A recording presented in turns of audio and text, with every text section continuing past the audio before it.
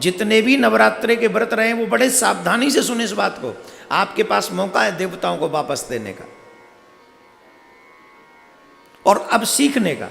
अभी नहीं सीखे तो शायद और 2 4 10 दिन निकल जाएंगे। हमने क्या दिया देवताओं को? हमने कुछ दिया नहीं। हमने किसको दिया? बोले हमने इकट्ठा किया और अपने बेटे के नाम से जमा कर दिया, अपनी बैंक में जमा कर दिया। अब ये उचित है कि अनुचित, जरा बताइए, जवाब दो। अभी तो अनुचित नहीं लग रहा है, दूसरे तरीके से समझाता हूं तब शायद समझ में आ जाए। 5 लोग थे, 5 व्यक्तियों ने पार्टनरशिप में फैक्ट्री खोली। फैक्ट्री चल पड़ी। किसी को बाहर का काम दे दिया, किसी को ऑर्डर लाने का काम दे दिया, किसी को ऑर्डर पूरा करने का काम दे दिया, किसी को लोगों को देखभाल करने का। ऐसे एक व्यक्ति को सारा कैश हैंडल करने का काम दे दिया। अब 4 लोग तो बड़ी ईमानदारी से काम कर रहे थे, लेकिन जिसके पास कैश संभालने का काम था वो लाता, कैश ले जाता, अपने घर में रखा था। 4 को चवन्नी भी नहीं देता था और कैश वो इकट्ठा करता गया, अपने पास जमा करता चला गया। अब बताइए उसने ईमानदारी बरती या चोरी? जवाब दीजिए, जोर से बोलिए। यही चोरी प्रत्येक वो मनुष्य करता है जो देवताओं को देने से मना करता है।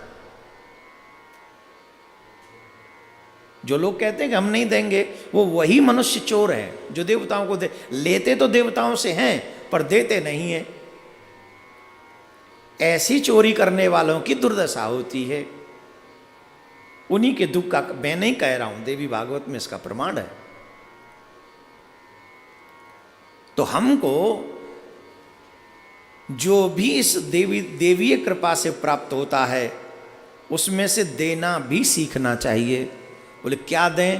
बोले यज्ञ करें। बोले यज्ञ कैसे करें? बोले यज्ञ जब आप आहुतियां देते हो, आप नवरात्रों में एवरीडे, मुझे पता है जो जिन जिन माताओं बहनों के यहाँ, भाइयों के यहाँ नवरात्रे के व्रत और माता रानी का दरबार होता है और जहाँ उनकी पूजा होती है वहाँ नित्य हवन भी करते हैं वो।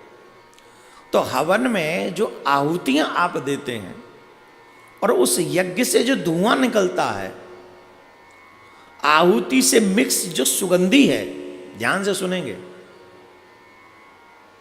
आहुति से मिक्स जो धुआं निकलता है, सुगंधी है जो सामग्री से युक्त है, उस सुगंधी की स्मेल लेना देवताओं का वो भोजन बनता है। बड़ी सावधानी से समझने वाली बात है। हम देवताओं को क्या दें? 2 चीजें निर्मित होती हैं। जब आप यज्ञ करते हो तो देवताओं को वो भोजन प्राप्त होता है स्मेल से, गंध से। मनुष्य खाकर तृप्त होता है। जब आप अन्न खाते हो तो हम तृप्त होते हैं। देवता उसकी गंध लेके तृप्त होते हैं और भगवान सिर्फ देखकर प्रसन्न होते हैं, तृप्त हो जाते, देखकर तृप्त हो जाते। भगवान खाते नहीं। देवता गंध लेते हैं तो वो तृप्त, मनुष्य खाता है तो तृप्त, और जब भगवान देख लेते, मात्र दृष्टि वह देखते हैं, इतने में तृप्त हो जाते। बोलो राधे राधे। जोर से बोलना पड़ेगा। तो देवताओं को देने के लिए हमें 9 दिन कम से कम अपने घर में यज्ञ करना चाहिए। आहुति ऐसी दें जिसका धुआं आकाश में जाए। दूसरी एक और बात है, जिस यज्ञ के धुएं से आकाश में जो धुआं जाता है उससे बादलों का निर्माण होता है और बादलों के निर्माण से देवता प्रसन्न होते हैं। आजकल तो यज्ञ तो कहाँ होते हैं, पहले यज्ञ हुआ करते थे। आजकल भोजन में भी उतना स्वाद नहीं आता जितना 50-60 साल पहले आता था। क्यों? आजकल प्रदूषण वाले बादल पहुंच गए। कैसे? डीजल पेट्रोल के भट्टे के लट्टे के जन पता नहीं किन किन के गट्टों के पहुंच गया धुआं ऊपर।